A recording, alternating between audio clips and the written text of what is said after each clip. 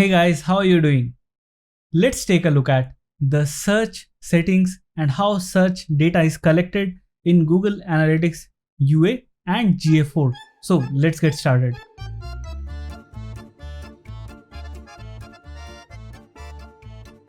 Hello guys, welcome back. How have you been doing? So in this chapter, we'll see how the search data works in Google Analytics. Now what is search? Let's go to the screen and check it out. So if I were to open google.com, okay, and here if I type in Google Analytics 4, let's say, okay, you will see that in the URL, okay, there's a lot of gibberish added. Okay, it looks gibberish, it's randomly generated, but even before that you will see this string, okay, and it says that Q equal to Google plus Analytics plus 4. Now it's obvious that Google Analytics 4 comes from here, but there is also Q equal to, right? So that's the query parameter over here. By looking at this query parameter Q and what it equals to, Google is able to figure out that what search has been asked for, okay? And this is also a way for you to collect data in your Google Analytics account, okay, about the search. Now this is my website, tryshop.neil.live, okay. This is a dummy website with some e-commerce products that don't mean anything. Okay, over here, if I search for, let's say, hoodie, okay, and hit on enter, you will see that these search results have popped in, okay. But you will also see that there is a search string over here that says hoodie, right? This is what we searched for. And the query parameter over here is equal to S equal to hoodie, okay. So this is something important. And when you are trying to fetch such kind of data from Google Analytics system, see, Google Analytics has access to this URL, right? So it knows the entire URL, but you have to give an direction that whether, you know, this part is Q or S or whatever it is. Is it query equal to hoodie, right? It could be anything that your website developer has configured, but you have to know that first of all, and you have to configure that inside Google Analytics. So it knows that what to look for. Okay, so whenever there is a URL that Google Analytics encounters from this page, which says that S equal to something or Q equal to something, okay, and it checks its search settings, it sees that whenever there is X equal to something, you know, I have to take it as a search that has happened on the website and collect the data under the search program, okay, or the search general module, okay. So that's the idea. Now that's what you have to configure, okay. Now let's go to the Universal Analytics, and if you go to admin and view settings, okay, and here there is an option called query parameter where you pass in S, okay.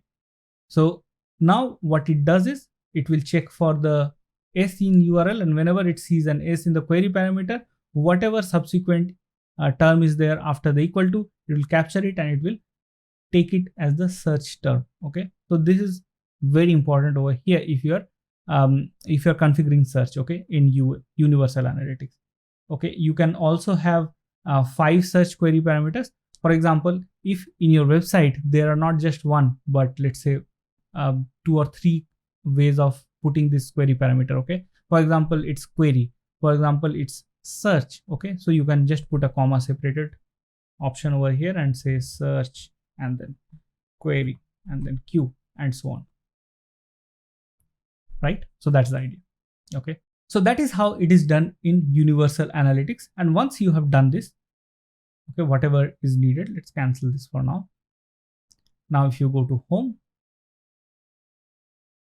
and if you go to behavior, site search, overview, okay, you will see that this data is getting collected.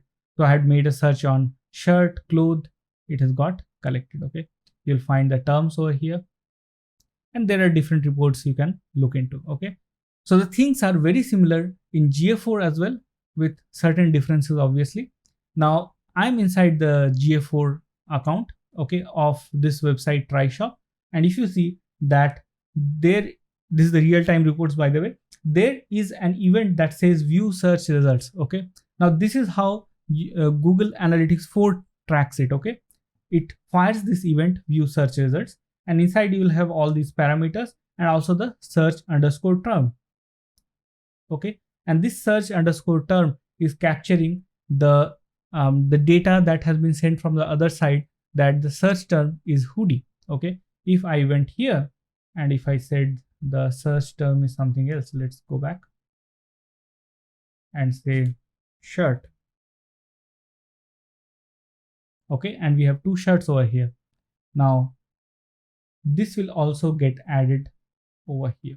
Okay, so it will be firing another search results first of all, and in that search results you'll be able to see that the search term has been added. Okay, it takes some time to get refreshed, but eventually it will be there. Okay, I think it's already there. Yeah, you see that, right? Shirt has been added now. However, once the real-time report is done, this data gets lost unless you are able to, capture it via custom dimensions. This is something that in GA4 you will have to do a lot. Every time you have a parameter that comes in, okay, and I hope you understand what a parameter is. In GA4, with an event, you can fire multiple kinds of data to Google Analytics 4 account. Okay, for example, in page view, you can send the page URL, page location, page timestamp. So many things are there. Most of it is automated, just like you saw that I have not done any configuration in view search results. So view search results is my event, and inside this event, you have got all these parameters that get loaded, right? So many things. All of this is taken care by Google Analytics 4 over here. You can also do it in a custom way, but all of it has been taken care already. So why, waste so much of effort? Now, one of them is search term, and what we are interested in general is what the users are searching, right? So that's the reason search term is the most important thing. And how to get to that? The configuration is pretty similar to what we had done in Universal Analytics, right? You have to go to the admin, and then here you have to go to the data streams. Select the data stream that's important for you. For me, it's tryshop.neil.live. Let me click on that. And then you click on the settings. Okay, and you have got the site search option over here. It is enabled right now. If you do not enable it, you will not be able to see the event happening. Okay, so you have to enable it first of all, and then show advanced settings, and you have got all these options, right? QS, search, query, keyword. So whatever is your query parameter, you have to enter it over here. If you have more than one, you can just enter it in a comma separated way and you are good to go. Okay, just save it and you are done. Now that gives you, let's go to the real time again. Okay, now that gives you this view search results and the term. But once this user is gone from the real time reports in 30 minutes, you will have lost the data forever, because you will not be able to see it unless you configure something that is called as custom dimensions. Okay, so we have to capture this information of search term in custom dimensions, and that's the only way to save this data in your Google Analytics account, so that you can come back, investigate, refer to the data, or whatever you want to do. Okay, otherwise it's gone. So how do we do that? Okay, so to do that, you have to go to configure, custom dimensions, and you see that I have created a search term over here in the menu. So this search term dimension is taking care of capturing the parameter data that we got and keeping it for your analysis. Okay, so how do you create that? So let me first archive this one. Let's archive it. You cannot delete these actually. Okay, anyway, so let's go to create custom dimension, give a name to that dimension. Let's call it search underscore term. Okay, and then the scope has to be event, because this is based on the event, not users. All right, so now here you have to give some description. You can put anything.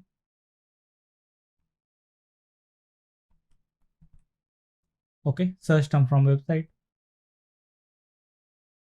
Select the search term. Okay, click on save, and that's it. Your entry has been made. It takes few hours for this to get activated, okay, and see it on your Google Analytics account. In fact, in this drop down, you're able to see all of these, right? So even that takes some time actually. Okay, So once you have fired this event on your website or some user has, it takes a few hours for the first time to get this in your menu. Okay. So if you are not seeing this right now and you're trying to configure it right now, wait for a few hours and you should be able to see it. Maybe worst case is a day or so. Okay. So now this is done. How do you see it? You have to go to reports, events, go to events. Okay. Basically you have to go to the events reports and then find the view search results event. Here it is. Okay. Click on that. And after a few hours, you'll see another card over here that's talking about the search underscore term custom definition that you already created. Okay. If you don't configure that over there, you'll not be able to see that card. Okay. Right now you're not able to see it, but shortly you will be. Okay. For example, if I go to this menu click, and this is a custom event that I had created, it checks for these menus on the website. Okay. How many times each were clicked. And if you see that has got created like this as a card, okay, button underscore name. This is my custom dimension because I configured the custom dimension, okay, from the parameter, obviously, and it shows me the counts. So similarly, one card will get added for you as well. As soon as you configure this search term, it is queued and it will be showing up after a few hours.